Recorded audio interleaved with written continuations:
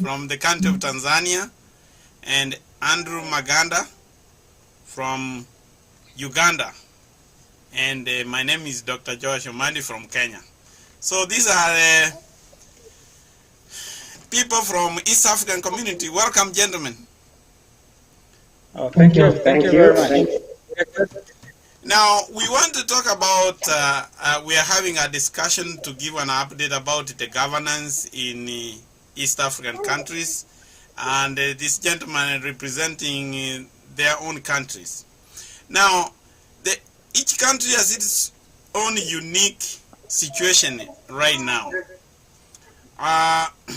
The country of Southern Sudan is just coming out of a civil war, and they signed a peace agreement which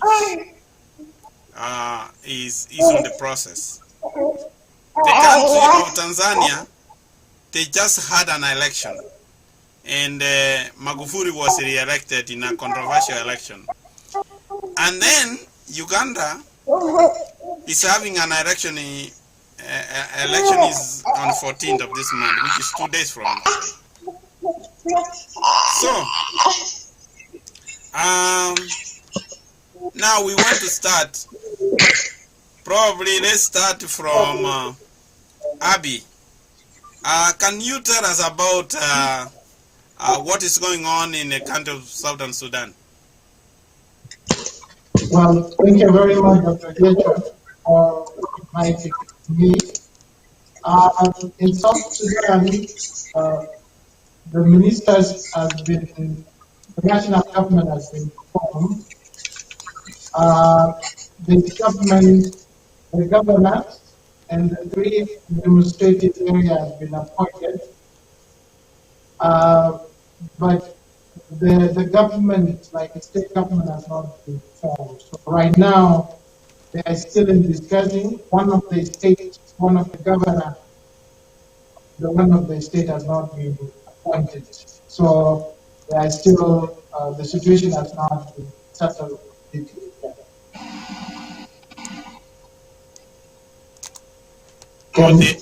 They have not appointed. Can you speak a bit louder? We seem not to get you. Okay. You want me to repeat or? Yeah. Okay, so what I was saying, so thank you very much for inviting me. Right now in South Sudan, the national government has been formed with five vice presidents. The state government, which is 10 states, 9 governors have been appointed. But one of the governors from the Upper Nile has not been appointed yet. Yes. The 3 administrative areas have been appointed too, but the state government below those governors have not been appointed yet. So they're still in discussing. There are differences. Okay. Between the opposition and the government of who should do what and where. So that is still, even the dispute over one of the governors still has not been settled yet completely. Okay. But how is the peace agreement? Is it working? Well, the peace agreement really, you cannot say it's not working, you cannot say it's working,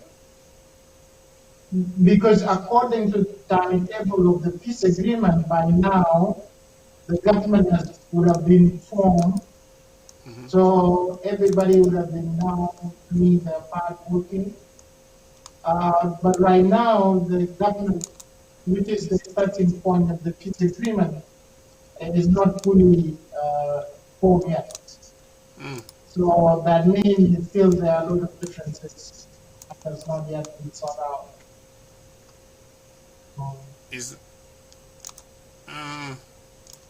Hello? Yeah, can you hear me? Yeah. So but the peace is working right now. The peace, there's no fighting. Yeah. So, but the agreement was supposed to be like the national government would be formed, the state government would be formed. After that, then we go to the implementation phase. So right now we are stuck where the national government has been formed. Majority of the state governor have been appointed, including the administrative area. One of the governor have not been appointed. Okay. So it's still the peace agreement has not been fully implemented yet. Okay. Thank you very much. Andrew. Yes, please. Tell us about Uganda. You know, you have had one president for many years, for probably was in office before you were born, and he's facing an election. Can you tell us about the status in Uganda? Well, President Museveni has been in power for 35, 34 years right now, and is not ready to give up. Okay. The situation in Uganda right now is very dire as we speak. The internet has been shut down. It's very difficult to access Facebook and other social networks. Okay.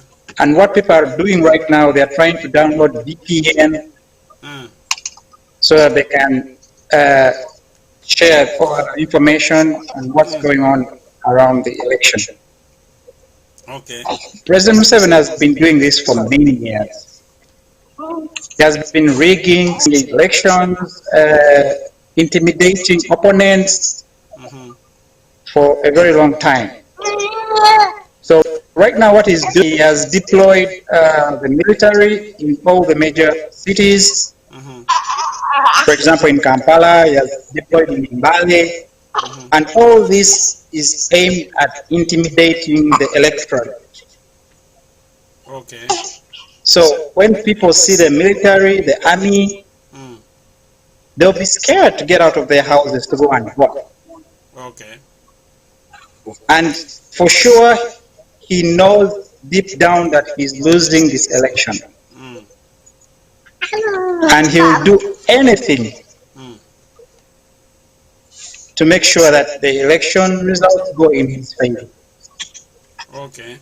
So, but it looks like Bobby Wine is really has momentum in Uganda right now. Do you think he will be able to rig an election which it looks like people are going to vote in landslide? Yes, he'll be able to do it because he has done it before. And what they usually do, they set up their own tally center. Okay. They have these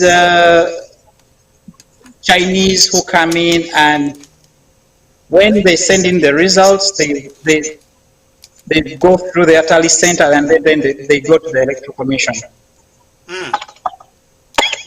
Yes, there are people testifying who have done it for the government, and they are now refugees in other countries. They are here in the US, and they say they have been doing that in all the elections. Okay. Wow. So that's why Bobby Wine came up with the U-Vote app. In the U-Vote app, people are able to put in tally their own results. Okay. So it will be very difficult for the Electoral Commission to announce different results if Bobby Wine's people are able to tally each and every result that is coming from each and every polling station. The problem is the government has tried so hard to block this app on Google Store and other platforms. So it's so difficult for people to download this app right now in Uganda. Okay. Yes. Okay. So, you're saying? Yeah, continue.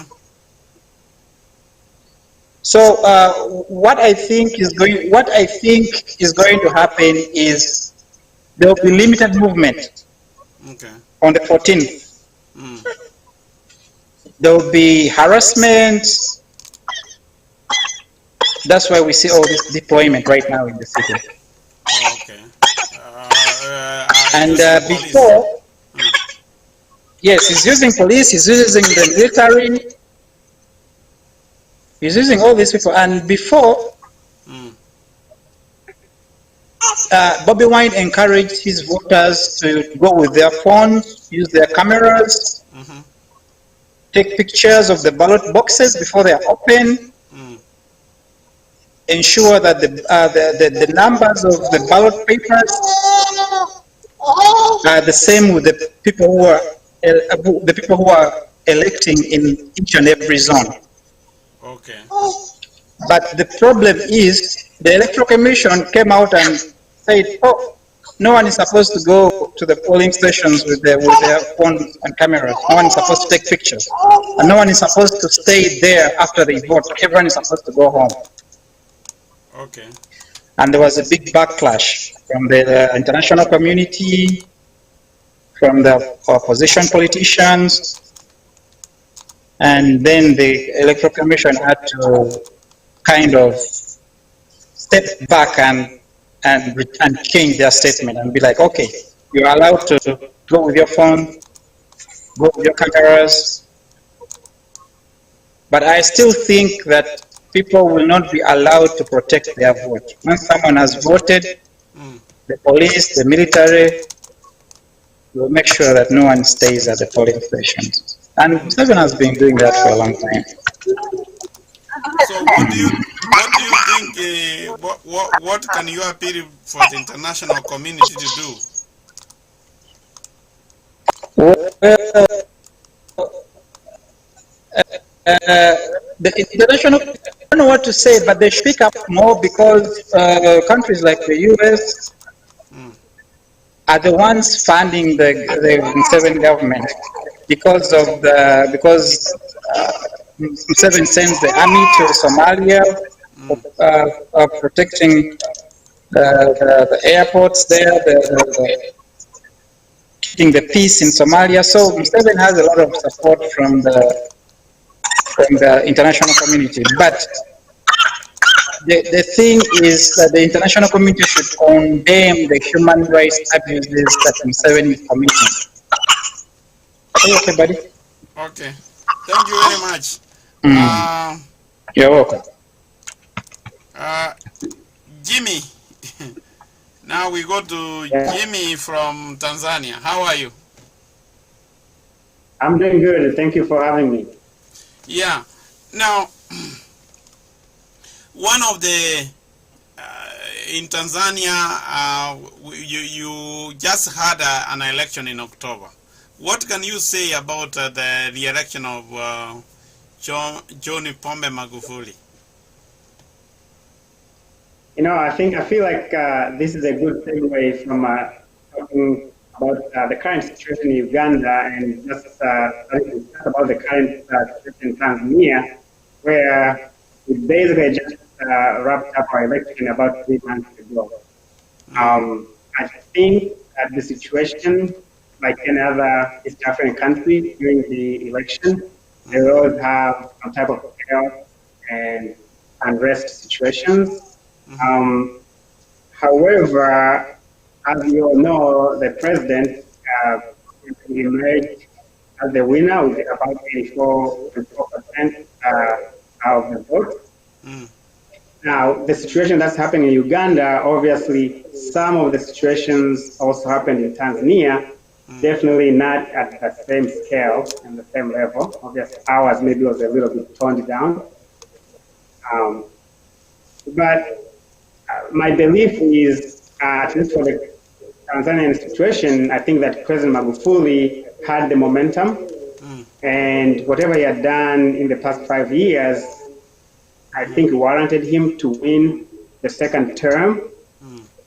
So whatever and all irregularities that happened, I don't think they were enough to overturn the results. Just like how the US, however, just how it happened in the US, where obviously the Trump administration said there are all these irregularities and other things, then I think even Democrats are saying, yes, there were some irregularities, but not enough or to the scale of changing the results. I think the same thing for Tanzania, where obviously the opposition party may be somehow marginalized, but not to the extent of overturning the results.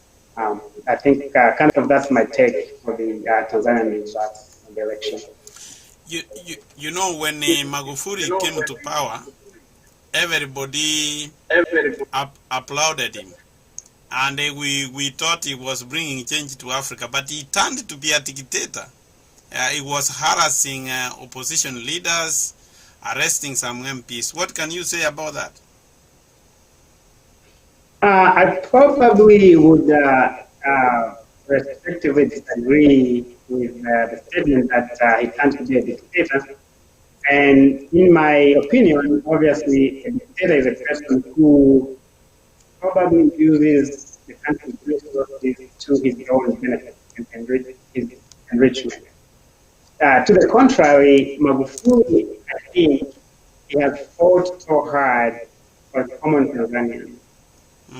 He may have, obviously, weaknesses, like any other person, and maybe his main weakness is he doesn't take the challenge and criticism well, so he may try, and not him, even maybe his people, they try to marginalize media and any other institution that maybe is opposing him, but his heart is at the right place.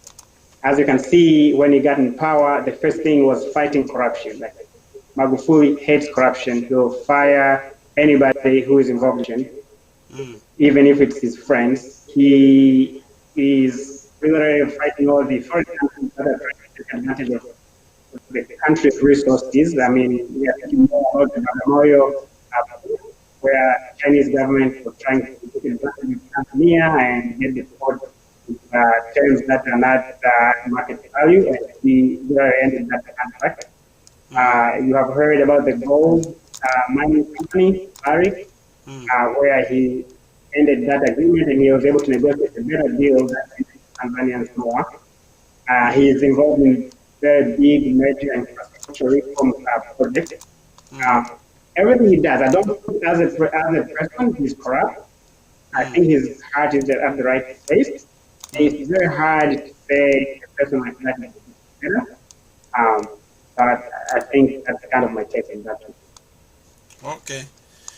Well, thank you very much. But he has harassed some people, like an MP, is it from Arusha, who had to run to Kenya for refugee. Don't you think that shows him as a dictator? I think, well, first of all, it's hard to point that directly to him, right? It's people, the police, and the other people who harass the opposition. Obviously, as a leader, he needs to own it and maybe something that he can do better, right? Like I said before, everybody has weaknesses and an area of improvement. And if I were to advise him, I would say maybe strengthen the government institutions and pillars, make sure that the court is independent, the police is independent, the parliament is independent, so that these pillars are strong. And even when you leave, and in future, a true dictator who is trying to take advantage of the country and like kill people, maybe these institutions will be strong enough to balance presence power. Now we are just lucky that, yes, he may be tough and may have those dictatorial elements, but he's not a dictator because his heart is at the right place and he's doing the right thing. We're lucky. And the institutions are not strong because he kind of controls the parliament, he controls the police, he controls the court. But if we get a terrible president in the future and you don't have these strong institutions, then the country may go down. Now, I always want to compare that to the US. Now, Trump is the president, but he has no power over Congress or Senate or the court. Like these pillars are really balancing and checking him. And even though he's a president, he's the one complaining every day of being marginalized and harassed, which is contrary to the African countries like Uganda, for example. The president, when you're president, you're not complaining like, oh, the police is not fair to me, the court is not fair to me. You control everything. So I think overall, East Africa, we need strong institutions, independent government pillars that will kind of implement the controls and checks going forward. Okay. Well, at least in Uganda you can complain even if you don't have that much power. Now let's go back to Abby. Abby. Yes. President Kiir recently sent assassins to go and kill one of the Southern Sudan in Kenya. The economist, this economist, Ajak, who was given asylum to the United States, complaining that he had sent people to go and kill him in Kenya. What is your take on that?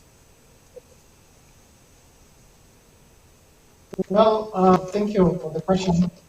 The situation in terms of assassinations of individuals, it has been going on in Juba for a while now. There are people usually who disappear at night. So in the morning they may be found dead. So usually there's no explanation for it. The police will say will investigate, but nobody will see it. Really, will see the results of that investigation. So this has been going on for a while now. So the issue of Peter Ajak in Nairobi, it could be an extension of that situation. Yes, I live in Juba from 2014 to 2016, so I know what the situation is. Yes. So that is something the president has been doing, assassinating people. So that threat was true. Well, because we don't have the evidence, but we can extrapolate from what has been going on. So I would not doubt it. Okay. But we cannot, it would be difficult to point to him to say, we send somebody to Nairobi, but we don't have evidence. So it would be difficult to tie it to him. But I'm just saying, in Juba itself, there have been people disappearing with no explanation. And usually these are politicians, people in the military, so okay. Now, okay, I'm asking now. This is, I mean, all of you have seen the challenges. You have talked about the challenges we are having in East Africa.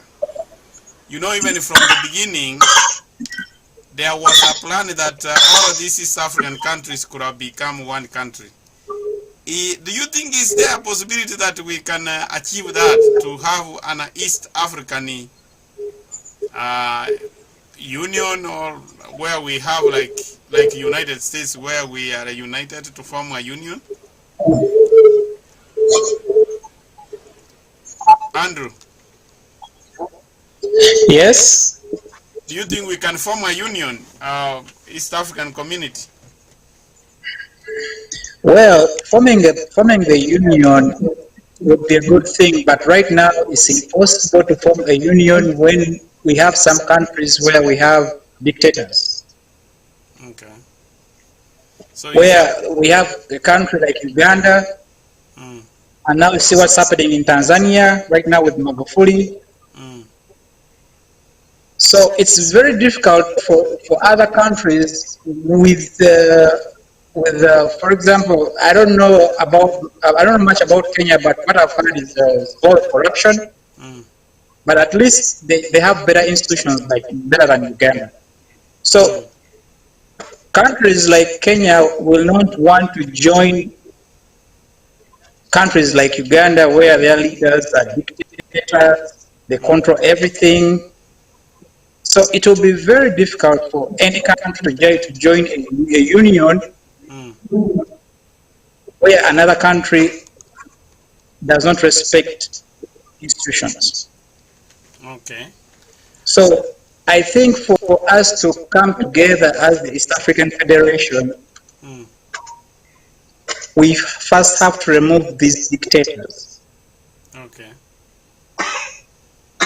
Make sure that the rule of law is back, institutions are working, and that's when we can start talking about making a federation, coming together as the East African community or the East African Union. But as long as we still have people like Museveni in power, I don't think a union is possible. Okay. Right now. Jimmy, what is your take on that? I think I tend to agree, but I think number one, the challenge really, the big bottleneck would be dictatorial leaders who are trying to clinch to power for many years. So you have obviously Museveni, who has been there before we were born. Then you have Kagame, who at least has continued to stay on power. I don't see Tanzania and Kenya being a problem. Because Tanzania, historically, we have always transitioned power after 10 years. Even Magufuli now, this is just his second term, and I strongly believe after this second term, he will leave power to another person. So when it comes to the union, I think if you know I'm not only going to be here as for Kenya, you are easier kind of intrigued and interested to make that happen. Because you know, like I'll be here even if I'm not the president of the East African community. Fine, I'm here for 10 years, I leave.